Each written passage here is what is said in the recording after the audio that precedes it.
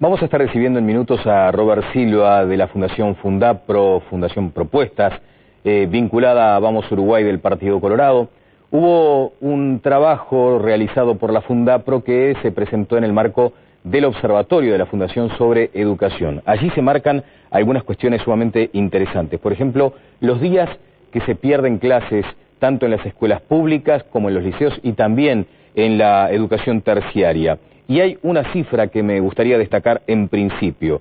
Por ejemplo, trasladado a horas, esto significa pérdidas para el país de algo así como 12 millones de dólares, según leo por acá. Pero nos lo va a confirmar el profesor Robert Silva de Tacuarembó. Como decíamos ya, es una buena forma de empezar. Robert, buen día. ¿Qué tal? ¿Cómo te va? Gusto, muy bien. ¿Cómo quedó el pago? ¿Bien? Bien, bien, muy bueno, bien. En el marco de una movilización, de un paro docente, ¿qué lugar ocupan las instancias sindicales en este panorama que estábamos pintando de pérdida de días de clases? El año pasado particularmente nosotros tuvimos una situación muy compleja. Al principio del año, como recordarán, incluso como periodista la información fue clara en cuanto a la suspensión por problemas varios de infraestructura edilicia, que fueron en el entorno de 20 centros educativos en todo el país afectados, unos más de 10.000, entre 10.000 y 12.000 estudiantes. Y luego hubo situaciones varias generadas también por esos reclamos sindicales por esa situación, que llevó a que se perdieran muchísimos días y horas de clase, particularmente en el departamento de Montevideo, en donde llegamos a, según nuestros registros, 23 días de movilizaciones totales o parciales en educación secundaria y algunas menos en UTU y en educación primaria, lo cual claramente afectó el calendario escolar, generando una diferencia entre los días establecidos y los días efectivos de clase. Bueno, una primera consideración que tiene que ver con los procedimientos que sigue adelante la Fundación Propuestas, la Fundapro. ¿Es importante desde el punto de vista de ustedes seguramente seguir con cifras paralelas a las oficiales o se nutren también de los datos gubernamentales? Yo creo que las dos cosas son importantes. Por ejemplo, en este tema de los días y las horas de clase dictado, fue muy importante el relevamiento que nosotros hicimos. ¿Era distinto de lo oficial? Al menos, salvo el caso de educación primaria, no se conocía oficialmente. Nosotros tenemos un calendario fijado, por ejemplo, este año se fijó el inicio de cursos, todavía no está fijado la finalización.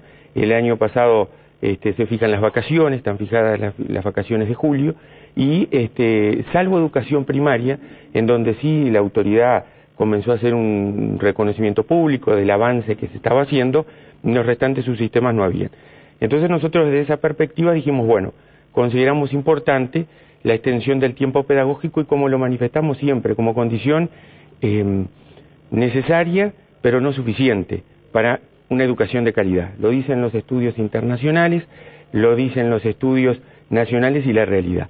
Es necesario más horas y más días de clase, conjuntamente con otras varias cuestiones. Y por eso pusimos el tema sobre la mesa. Y también tenemos las cifras oficiales que surgen de la encuesta continua de hogares, de los relevamientos que hace la ANEP y las otras entidades educativas, y está todo a disposición, creemos de una forma muy amena, muy amigable en el observatorio, porque el problema de la educación, Daniel, también pasa porque nos concienticemos todos de que estamos en un problema. Claro. Es decir, como se dice muchas veces, pasar de los discursos a la acción. Tenemos un problema, tenemos que solucionarlo, y a veces mostrando de una manera diferente la realidad como está en nuestro observatorio, en la parte de indicadores, se puede detectar situaciones importantes a corregir. Bien, de discursos estamos bastante cansados, ¿no? De todos los sectores. ¿Usted entiende que el sistema político debería afrontar nuevamente el desafío de lograr acuerdos básicos, pero con qué cambios en todo caso, Robert?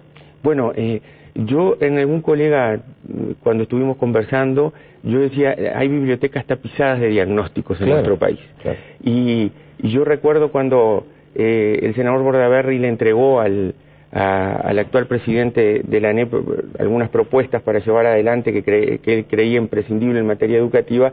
Hay que pasar de los dichos a los hechos, hay que empezar a accionar en la educación. Yo creo que eso es fundamental y es muy importante, y hoy, si se ve en la prensa alguna propuesta de un estudioso en materia educativa, dice cuestiones que el país ya las discutió hace mucho tiempo. Por ejemplo, ¿cuáles? Por ejemplo, la extensión del tiempo pedagógico en los centros educativos, por ejemplo, el tratar de combatir en cierta medida la fragmentación a través del excesivo asignaturismo, sí. Por ejemplo, el profesor cargo en el centro educativo, que fue un gran logro de 1996, que con los recursos de toda la sociedad se logró en aquel entonces transformar la educación secundaria y técnica, el ciclo básico, pasando una enseñanza no tan dividida, profesor cargo, con directores con mayores potestades, proyectos de centro y mayor autonomía a los centros. Lamentablemente, Daniel, en educación pasa una cosa que yo creo que todos tenemos que ser conscientes y cambiar. En educación, como a veces lamentablemente en otros temas del país, las ideas son buenas o son malas, con independencia de quién provengan. Eso es lo que nosotros tenemos que tener claro. Porque muchas veces nos miran y dicen, bueno, pero si propone esto, aquel es de tal cosa, por lo tanto su idea la descarto y no la tengo en cuenta. ¿Qué le pasó al país en materia de educación media? Habíamos logrado transformaciones significativas. Habíamos logrado bajar la repetición, la deserción, a través de la transformación de un plan de estudios. En el 2006, por cuestiones inspiradas, creo yo, en circunstancias de querer cambiar lo que se había hecho antes, sin análisis, o mejor dicho, con análisis, porque hay documentos en el año 2006 del gobierno de la época que dicen esto que yo estoy diciendo. Son publicaciones oficiales firmadas por la ANEP que dicen de los cambios significativos. ¿Y qué pasó? Volvimos al asignaturismo en el año 2006, bajamos las horas de inglés, bajamos las horas de informática, terminamos con los profesores cargo y volvimos a los profesores que andan deambulando en los centros educativos. Profesor, usted dice que de pronto, simplemente por aquella cosa ideológica, se rechazó lo que había promovido en su momento el profesor Germán Rama y se retrasó el país en aquellas concreciones que se habían logrado, simplemente por el tema ideológico. Usted apunta a eso. Pero yo apunto a eso y creo que tenemos que a sincerarnos y decir las cosas como son. La repetición en primer año de liceo, sí. 25% pasó a 35% hoy por hoy, pero en primer año de todo el país. En Montevideo está repitiendo el 45,02%. En UTU, entre la repetición y la deserción, según los últimos datos públicos, estamos en un 44%. Nos debe llamar a la reflexión. Claro. Vamos a compartir con usted ahora, si le parece, apenas algunas consideraciones sobre lo que decía el historiador y además politólogo Gerardo Caetano. Porque un hecho, un dato concreto y sumamente relevante para nosotros como sociedad, fue aquella fotografía que se tomaron los dirigentes políticos, los principales dirigentes políticos con el presidente de la República, y decíamos, bueno, al final se llegó a un acuerdo multipartidario como correspondía al país. Luego eso se fue deshilachando, como todos sabemos, y esto decía el profesor Caetano sobre eso. La educación, que ha sido históricamente un gran factor de integración, puede convertirse, y de hecho se está convirtiendo, en un gran factor de desintegración, de desigualdad. Hoy quien está más educado tiene mayor capacidad para incorporar nueva educación, mientras que quien está menos educado está con bloqueos importantísimos para incorporar esta revolución permanente que tiene que ver con la información. Esto es decisivo para un país como Uruguay, pero es el tema más importante y es el tema más bloqueado. ¿Y dónde se bloquea? Y se bloquea en particular, obviamente que todo problema tiene muchos factores causales, pero hay un tema que para mí es crucial. Tenemos 6 administraciones en curso posteriores al periodo dictatorial. El periodo dictatorial, como en muchos aspectos, dejó un balance terriblemente negativo en el sistema educativo. Pero estas 6 administraciones, con desarrollos distintos, con propuestas distintas, no han terminado de construir un sistema educativo a la altura de estos tiempos. Entonces me parece que hay una evidencia contra la que seguimos asumiendo actitudes inconducentes. Yo creo que la premisa para enfrentar la educación, para enfrentar el desafío de la educación, es un acuerdo nacional. ¿Qué dice Robert de esto? Totalmente de acuerdo. Nosotros, cuando nos tocó participar en el acuerdo multipartidario, y lo hicimos en representación del Partido Colorado, pusimos sobre la mesa nuestras mejores ideas, nuestras mejores voluntades, como si el gobierno lo fuera a ejercer el Partido Colorado. Porque creemos que en materia de educación tenemos que actuar con la bandera de Uruguay, abrazados a la bandera nacional y no a las banderas partidarias. ¿Y sin embargo? Bueno, y sin embargo tuvimos una situación en donde no hubo entendimientos y en lo personal y el Observatorio Fundapro de la Educación surge un poco como una herramienta para conocer la realidad, diagnosticar y generar un ámbito de reflexión, de intercambio, pero sobre todo de propuesta. Ajá. Nosotros vamos a comenzar ahora en el Observatorio Fundapro con columnas de opinión de personas vinculadas a la educación y vinculadas a distintos partidos políticos. Ajá. Filgueiras, por ejemplo, que ha sido, creo que usted mencionaba hoy al pasar.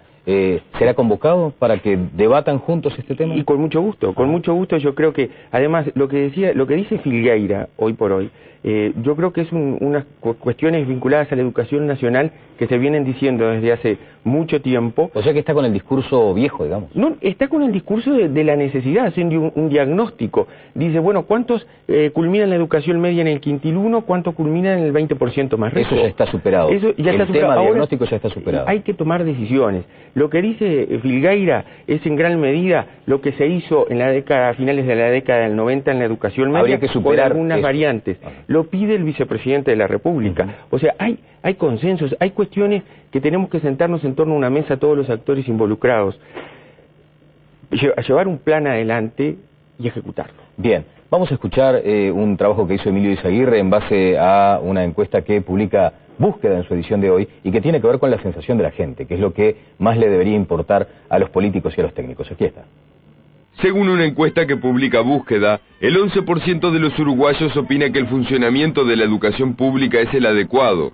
El 32%, casi un tercio de los encuestados, aseguran que tiene algunos problemas y que para enfrentarlos se necesitan varios ajustes.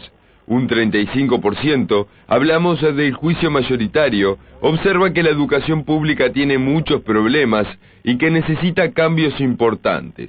Los más radicales son el 13% y creen que es necesario cambiar totalmente el sistema educativo por otro diferente.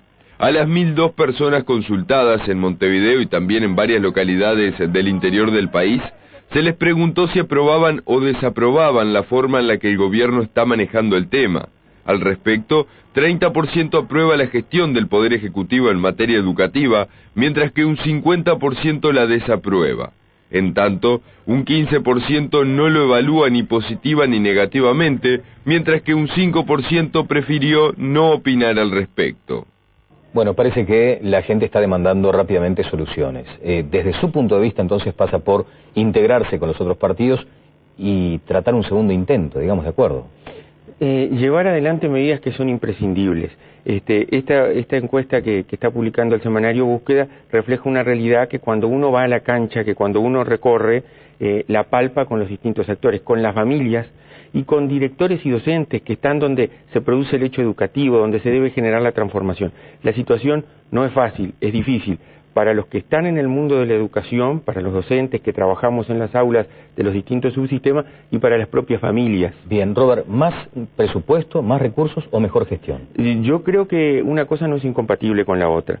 Muchas veces se dice, y yo lo comparto, que en materia educativa cuanto más recursos se tenga, mejor es, porque mejores cosas se pueden hacer. Ahora es imprescindible mejorar la gestión, optimizar, dotarla de eficiencia, dotarla de eficacia. No podemos seguir generando mayores recursos públicos que invierte toda la sociedad cuando los resultados que se obtienen son tan dramáticos en situaciones clave, y con esto me permito decir una cuestión que para nosotros es fundamental y que el país debe abocarse a transformar, y va a ser el próximo tema de debate en donde vamos a convocar especialistas desde el Observatorio de la Fundación Propuestas: la formación docente para una educación de calidad. Lo dijo Varela en 1877.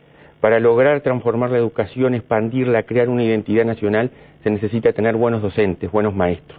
Estamos en momentos de crisis en formación docente, acentuadas en los últimos tiempos, con un plan que ha fragmentado también la formación y que ha generado una espantosa deserción a lo largo y ancho de todo el país. Bien, ahora, qué aparente contrasentido, ¿no? Porque las demandas de los docentes que muchas veces provocan estas situaciones como las de hoy, como las de un paro, determinan pérdidas importantes. ¿Es correcta esa cifra? ¿De dónde sacaron que por la falta de clases se pierde el país 21.300.000 dólares? Bueno, de un estudio comparativo en donde se toma en cuenta el costo publicado por la ANEP, el costo alumno, de acuerdo al subsistema, se toma en cuenta la cantidad de la matrícula de alumnos con los días y se lo multiplica por los días efectivos de clase perdidos. Por ejemplo, ayer primaria dio cuenta, y sale hoy en la prensa también, que aumentó la cantidad de días en donde los niños asisten a la escuela, un proceso que viene aumentando y que va unido a lo que nosotros estamos sosteniendo. Más días de clase en primaria, nosotros reconocemos que primaria viene haciendo un esfuerzo por más días de clase, están implicando a la vez, además de las políticas que está llevando adelante primaria, más días de asistencia de los niños. ¿Y mejores sueldos para los docentes? Yo creo que el sueldo docente debe continuar siendo mejorado, pero concomitantemente tiene que haber políticas que incentiven la correcta evaluación, la idoneidad y la capacitación permanente, no solo la formación de inicio, sino la capacitación permanente del docente, y también una cuestión que es muy importante, la rendición de cuentas y la carrera profesional. En Uruguay, los que somos profesores de la ANEP tenemos un problema. Con el sistema actual, con el sistema de evaluación y con el escalafón docente, si vivimos, ascendemos. Y permítame, yo estoy en las salas docentes en contacto con muchos profesores, y los buenos profesores lo que quieren es ser correctamente evaluados, tener instancias de capacitación y seguir ascendiendo en su carrera por sus méritos, y no exclusivamente por la antigüedad como sucede hoy. Bueno, casi que lo que se da en los alumnos se da en los profesores, el pase social muchas veces. Bueno, lo del pase social es un tema que es complicado, que hay que atenderlo y que realmente genera situaciones en donde no es la única causa, pero hay situaciones donde yo creo que los uruguayos tenemos que reflexionar.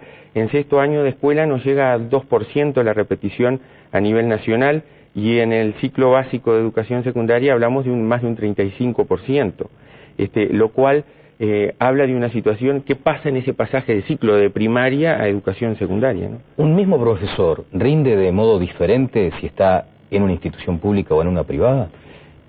Yo creo que hay excelentes, la enorme, amplísima mayoría de los profesores de la educación pública son muy buenos profesores. Y lo mismo sucede en la educación privada, y hay unos y hay otros en un lado y en otro. Yo creo que muchas veces puede estar pasando que la educación privada, por su organización, por su estructura, por su realidad, exige más y brinda condiciones que la educación pública, lamentablemente, en muchos centros educativos no lo brinda. Muchas gracias, Robert, por estos minutos, y seguiremos avanzando a propósito de estas actividades que está realizando la Fundación Propuesta. El agradecido soy yo por esta oportunidad de conversar contigo. ¿Qué pregunta le dejarías bien concreta a Filgueiras, que viene el lunes? Bueno, le dejaría la pregunta concreta de cómo llevaríamos a la práctica todas esas ideas y en qué plazo, porque cada año que pasa es una generación que se nos pierde, uruguayos que son condenados al fracaso, lo que perjudica al país en su conjunto. Robert Silva, profesor, integrante y asesor de la Fundación Propuestas del Partido Colorado, estuvo con nosotros. Vamos a ir a una pausa y seguimos adelante en Telebuen Día.